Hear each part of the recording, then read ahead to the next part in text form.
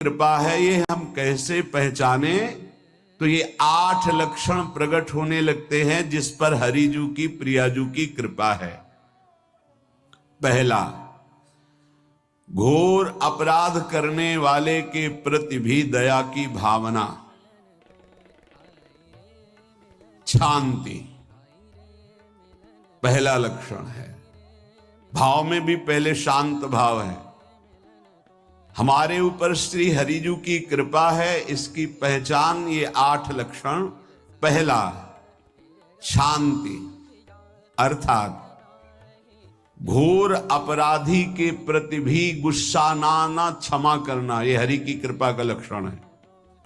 देख लो भाई, घोर अपराधी शब्द तो जाने दो, जरा सा प्रतिकूल हो जाए तो लाख समझाओ पर भ्रकुटी तनी रहती है। ईर्ष्या, द्वेष, मात्सर्य, द्रोह, ये उपासक के हृदय की विषय नहीं, ये तो गंदे विषयी पुरुषों के हृदय के लक्षण हैं। जहां ईर्ष्या है, मात्सर्य है, द्वेष है, द्रोह है, ये कुमति के लक्षण है, ये सुमति के लक्षण नहीं, ये हरि कृपा पात्र के लक्षण नहीं। आपसे जो अपराध कर रहा है, द्रोह कर रहा है, आपका क्षमा बल ये हरि प्रसाद से होता है। शांति, क्षमा बल,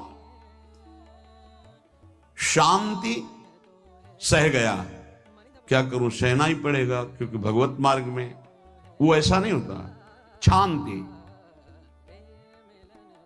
बुरा ही नहीं लगा, हरि कृपा पात्र को बुरा ही नहीं लगा। उमा संत के यही बड़ाई, मंद करत जो करे भलाई, ये सीधा शांति की व्याख्या है।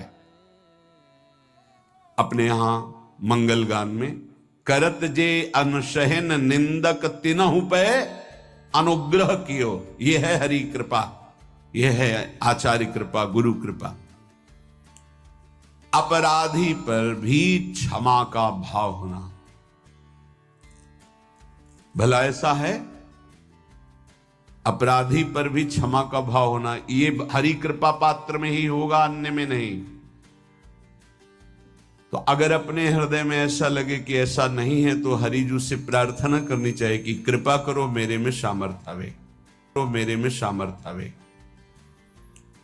दूसरा, अनुसूया, वो किसी भी के प्रति कभी भी कोई दोष दर्शन ही नहीं करेगा। दोष कथन, दोष श्रवण की तो बात जाने दो।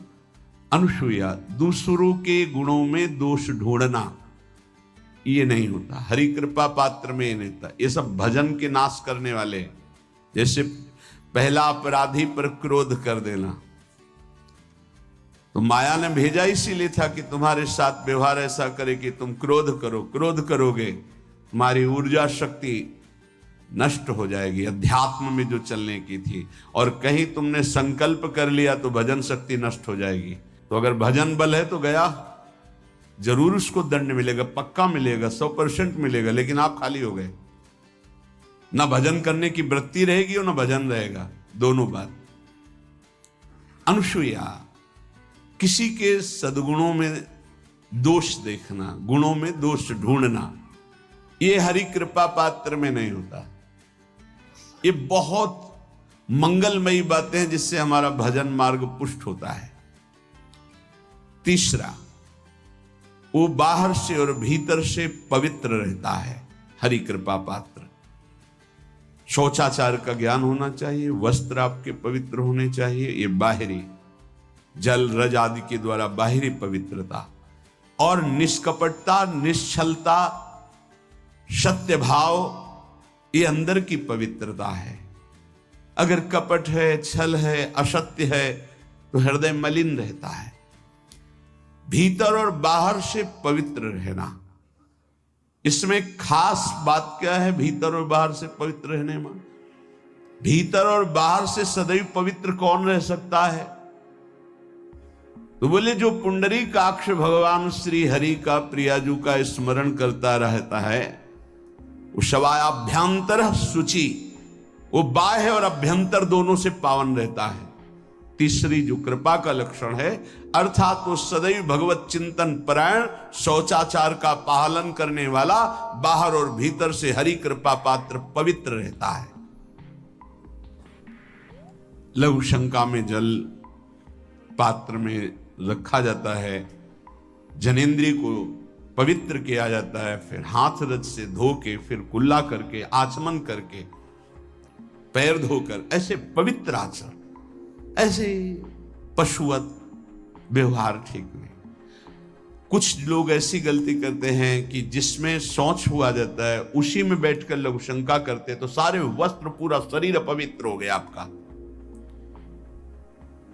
अब तो अटैच बाथरूम की व्यवस्था माया ने कर दी है। हमें लगता है कि शौचालय अलग होना चाहिए और स्नान गृह अलग होना चाहिए, थोड़ा ही चाहे भेद हो, अंतराय होना चाहिए पवित्रता के लिए। अब ये शौचालय है, यही स्नान करना है, यही लघु शंका करनी है, तो पवित्रता का निर्वाह नहीं हो पाता। यदि जिस उस जगह आप शौच करते हैं, जो बैठकर उसी पे बैठ के लघु शंका करते हैं, तो आपको पूरा वस्त्र सहित स्नान करना चाहिए पवित्रता के, तभी बुद्धि भ्रष्ट हो जाती है। आपको मंत्र का निरंतर चलना ये कठिन पड़ जाएगा। पवित्रता का निर्वाह करो। देह राग मिटने के बाद एक स्थिति आती है, अवधूत स्थिति, उसमें फिर शरीर की पवित्रता का कोई संबंध नहीं रह जाता। पर अभी तो संबंध है ना देह भाव से, तो बहुत होश से लघु शंका ऐसे करें कि आपके पैरों में, वस्त्रों में छिट्टी ना पड़े, पवित्र रहें। हर समय हमें पवित्र मंत्र जपना है, नाम जपना है, श्री जी की सेवा में रहना है। बहुत जल्दीबाजी खड़े खड़े लघु शंका की, छिट्टियां पड़ रही, बस ऐसे चल दिए, वो पशुवत आचरण भगवत मार्ग में नहीं चल पाओगे।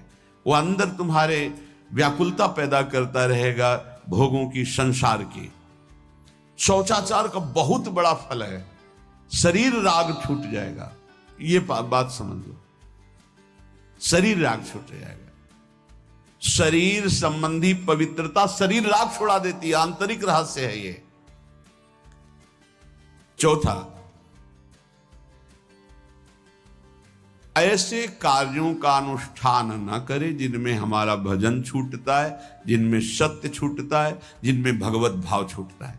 जैसे आपके ऊपर कृपा हुई, आप भगवत मार्ग